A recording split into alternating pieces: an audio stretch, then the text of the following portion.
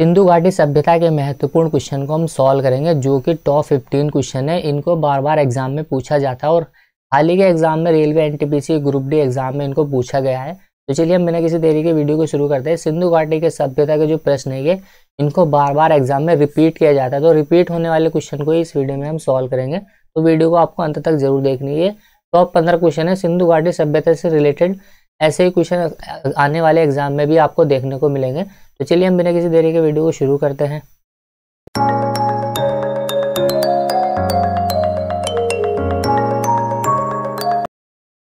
Question number यहाँ पर 1 दिया गया। देखिए, सिंधु घाटी सभ्यता के समय में शिल्प निर्माण के लिए सेब कहाँ से प्राप्त किए जाते थे। तो जो वहाँ पर देखिए शिल्प निर्माण होता था उसके लिए सेब नागेश्वर, यानी कि ऑप्शन सी हो जाएगा इस क्वेश्चन का राइट आंसर, नागेश्वर से प्राप्त किए जाते थे। और ये नागेश्वर स्थान गुजरात राज्य में स्थित है। तो देखिए, सिंधु घाटी सभ्यता के समय में शिल्प निर्माण के लिए सेब नागेश्वर गुजरात से प्राप्त किए जाते थे। तो ये गुजरात में स्थित एक स्थान है जहाँ से सेब को लाया जाता था।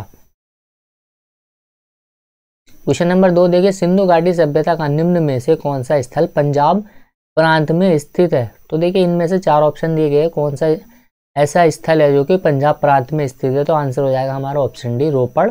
यह पंजाब प्रांत में स्थित है और भारत में स्थित है, क्योंकि पंजाब प्रांत पाकिस्तान में भी है और भारत में भी, तो भारत में स्थित है। ये रोपड़ हो जाएगा डी आंसर इसका। और रोपड़ की खोज 1950 ईस्वी में बीबी लाल द्वारा की गई थी। तो देखिए, सन यहाँ पर इंपॉर्टेंट नहीं है, पर इसकी खोज किसने की थी ये यहाँ पर इंपॉर्टेंट है।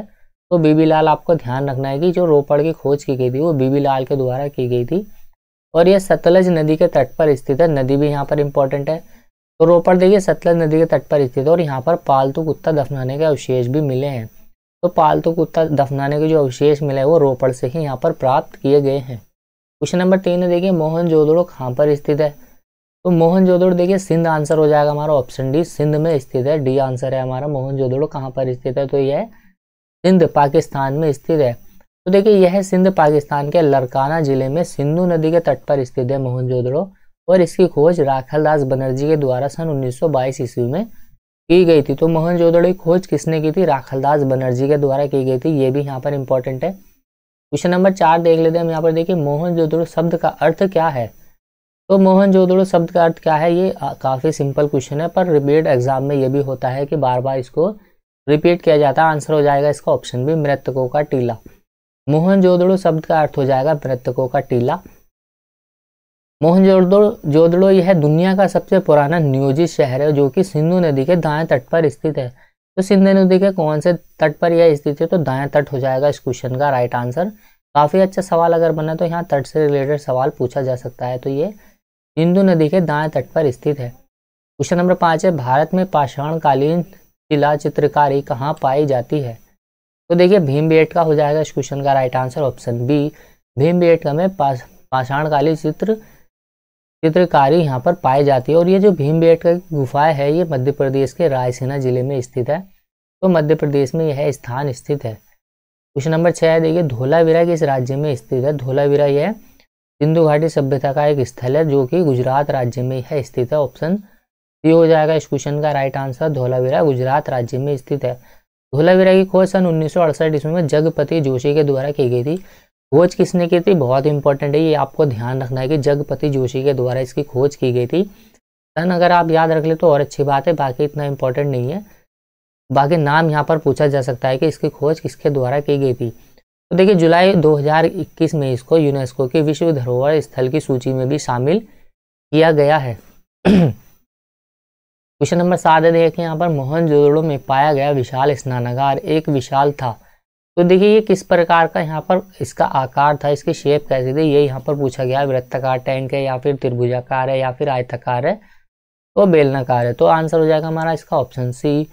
जो मोहनजोदड़ो में विशाल स्नानागार पाया गया है ये एक आयताकार टैंक था, यानी कि आयत के आकार का ये एक टैंक है। तो मोहनजोदड़ो सिंधु घाटी सभ्यता का सबसे बड़ा स्थल है और सबसे नियोजित शहर भी यही है। तो देखिए, अगला क्वेश्चन देख लेते हैं। क्वेश्चन नंबर 8, वर्ष 1920-21 के आसपास किस नदी के किनारे खुदाई के दौरान हड़प्पा स्थल मिला है। तो नदी से रिलेटेड पूछा गया, यानी कि यहाँ पर ये भी सीधा सीधा ऐसे भी पूछा जा सकता था इस क्वेश्चन को कि हड़प्पा शहर जो है वो किस नदी के किनारे पर स्थित है। तो आंसर देखिए हो जाएगा इसका ऑप्शन सी रावी नदी। तो रावी नदी के तट पर यह स्थित है और इसकी खोज सन 1921 ईस्वी में की गई थी। तो देखिए यह पाकिस्तान के मोंटगोमरी जिले में स्थित है। जो हड़प्पा शहर है यह मोंटगोमरी जिले में स्थित है और इसकी खोज दयाराम साहनी के द्वारा सन 1921 ईस्वी में की गई थी। क्वेश्चन नंबर 9, सिंधु घाटी सभ्यता के किस शहर का शाब्दिक अर्थ मृतकों का टीला है। तो अभी हमने इस क्वेश्चन को कर लिया है और आंसर हो जाएगा हमारा ऑप्शन बी। इस क्वेश्चन को देखिए बार बार घुमा फिरा करके रिपीट किया जाता है, तो आंसर हमारा मोहनजोदड़ो हो जाएगा। इसका अर्थ होता है मृतकों का टीला।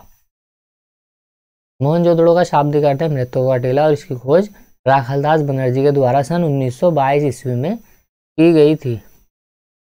सिंधु घाटी सभ्यता के निम्न में से किस शहर को सबसे पहले खोजा गया था। ये इंपॉर्टेंट सवाल है। इनमें से कौन सा शहर है जिसको सबसे पहले खोजा गया था। लोथल है, हड़प्पा है, कालीबंगा या फिर मोहनजोदड़ो। तो आंसर हो जाएगा इसका ऑप्शन बी हड़प्पा शहर। सबसे पहले इसी को खोजा गया था और ये बड़ा शहर है। 1921 ईस्वी में इसको खोजा गया था, जिसको दयाराम साहनी के द्वारा 1921 ईस्वी में खोजा गया था। तो देखिए 1921 ईस्वी में दयाराम साहनी के द्वारा इसकी खोज की गई थी हड़प्पा शहर की।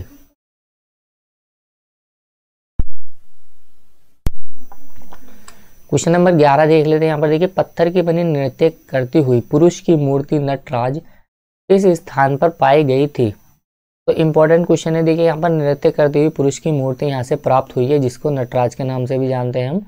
और ये कहाँ पाई गई थी। तो देखिए आंसर हो जाएगा इसका ऑप्शन बी धोलावीरा, जो कि गुजरात में स्थित है। 1968 ईस्वी में इसकी खोज की गई थी। तो देखिए चूना पत्थर से बनी हुई यह मूर्ति थी और इसकी जो ऊंचाई थी ना वो 7 से 8 इंच की है। क्वेश्चन नंबर 12, पुरातात्विक स्थल सुरकोटदा किस राज्य में स्थित है। सुरकोटदा यह गुजरात राज्य में स्थित है। धोलावीरा भी गुजरात राज्य में स्थित है। और देखिए गुजरात के कच्छ जिले में यह सुरकोटदा शहर स्थित है।